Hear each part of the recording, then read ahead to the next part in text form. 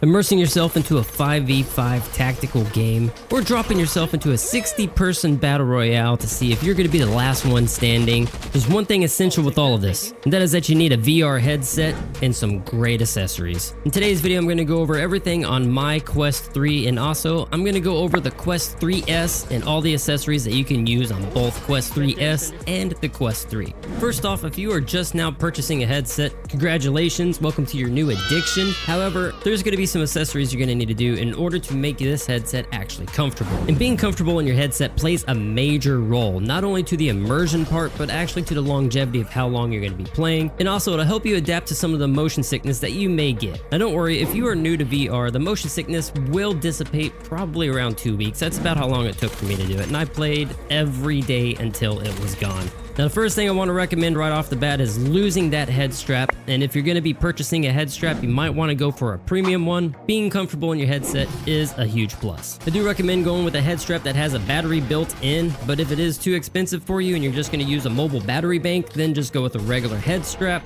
I do recommend Kiwi Design. They have great head straps. However, if you're looking for a battery pack that's hot swappable, go with the Bobo M3 Pro, and this works both for the Quest 3 and the 3S. Next thing that is a must, and I do feel that this should be a industry standard by now, knuckle straps for the controllers. I do roll with Kiwi Design knuckle straps, however AMVR does have some good ones as well. The major difference between AMVR and Kiwi Design would be the materials. Kiwi Design is a little more premium, however AMVR has been stepping it up and they are a little more budget. The reason why I feel this is a must is because you're going to be throwing things in VR. The moment you let go because you're too immersed is the moment you take out a TV, you take out a window, you take out a grandma. Oh shit, I'm tweaking, bro. You smack a cat and then they plot to overtake you in the middle of the night by suffocating you with a pillow. There's a million different things that could go wrong by just letting go of your controllers when you're in the headset. So get some knuckle grips for your controllers. Next one up is going to be audio. Now, if you're on the MetaQuest 3S, they decided that it would be a great idea to remove the audio jack. I don't know how that expense is going to be so much it's going to break the bank. Honestly, add the extra $20 to the price tag and keep that audio jack. But nonetheless, I do have a solution, and that's by using this Type-C audio splitter. Now, it splits the audio off and it carries the power over to where you can still plug in and keep your headset charged. Even if you're using a battery pack or you have a built-in battery onto your head strap, just plug it in like this and make sure you plug the headphones into this port right here. Now on my Quest 3 build, I do use the Kiwi Design clip-on headphones. These are no longer being built for some reason, so I do apologize for that, but you can use any headphones. For some reason, I always linger over towards Skull Candy or Sennheiser. Skull Candy is going to be a little more budget. Now on this channel, I play mainly shooters, so some of the things that get thrown at me are gun stocks. I do want to throw this out there. I always play freehand, and that's mainly because I bounce from game to game, and when it comes to gun stock, I don't have to beg developers to bring in gun stock calibration or anything of that sort. So I try to freehand everything. But when it does come to the gun stocks, first thing I'll say is the Pro Tube, too expensive. I do like the Tomahawk and the Butcher, and both of these are made by TacticalVR. So the Tomahawk is going to be more customizable. You can adjust a lot more things on it. And the back of it flips out so you can use it more like a rifle, or you can tuck it in so it's more like an SMG. Magnetic controllers, so all you got to do is just pull off or click on. If you're anything like me, when you're sniping somebody far away, the back arm tends to float around because you don't have any weight in it. And the little trimmers and the shakes that you have are just going to be amplified because you don't have any weight in the controllers. No, I do not recommend the Pro controllers, mainly because the battery life is trash and there's just more issues that go on with the Pro controllers versus the regular controllers that come with the headset. So using the regular Quest 3 and the Quest 3S controllers, because they're both the same style, same brand, same controllers, you can just click them into these gun stocks. Last thing you want to do is smash your controller into your gun stock, so make sure you calibrate whenever you get inside the game. So I get a lot of questions on what I'm using on my Quest 3. I'm going to go over everything real quick. The front is just a generic silicone cover. It has the little cutouts so it's not going to overheat. It exhausts right through those cutouts. Now if I'm pushing all over the front of my headset, which nobody should be doing, then maybe it could be shifted and it could cause some overheat. The reason why I got this is because I want a black headset and I'm so tired of seeing white headsets. They just get dirty so fast. Can't we just go back to black headsets?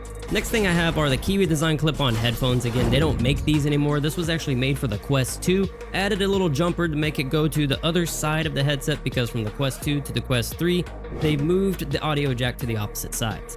If you ever get your hands on this, maybe you can buy them used or something like that. I do recommend them. They are nice, they are loud, they are crisp, and they clip on any head strap, which I think is probably the reason why Kiwi Design steered away from them. They probably wanted you to buy their head straps.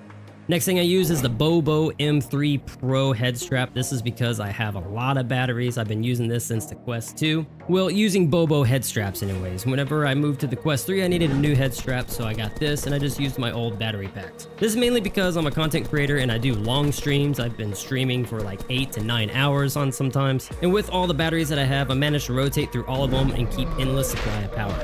Now, if you feel like you're going to be playing a lot, then I recommend taking the same approach. If not, then you can just get away with any of the extended battery head straps they offer, like Kiwi Design. You're going to want at least 10,000 milliamps per hour.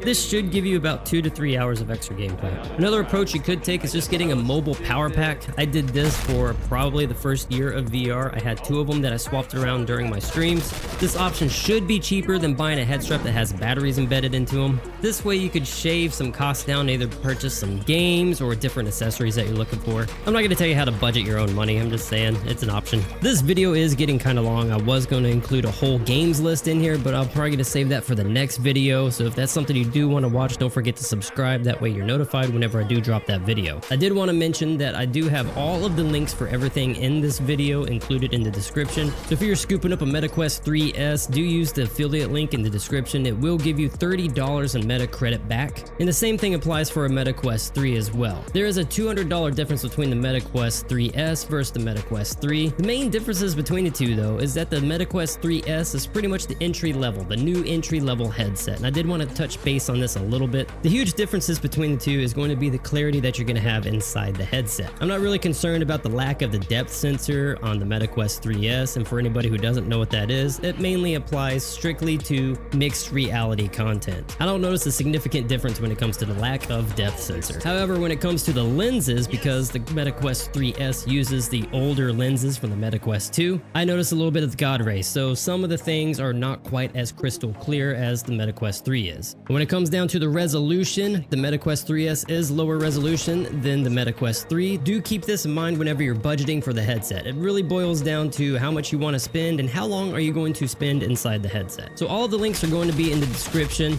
A lot of these will give you discounts as well. So whenever you're checking out, do use code FandHateIt. It will give you about 15% off on Kiwi Design products. When it comes to AMVR, I believe the code FandHateIt as well will still give you some percentage off. It might be 10%. I'm not quite sure. I do want to mention, if you're game shopping, if you use my affiliate links, it will give you 10% off on the games as well. So I hope this video has helped you guys out whenever you're picking any of the accessories, when you're going for gun stocks, depending on which headset you might be getting. If you already have a headset, it's time to get some of these accessories because Black Friday's coming up. There are going to be some crazy deals. And again, thank you all for watching, and we'll be doing a follow-up video with a bunch of games that I'd love to play, and hopefully you guys would love them as well. So don't forget to subscribe. That way you're notified whenever that drops. I will see you guys next time, and peace out till then. I did so bad.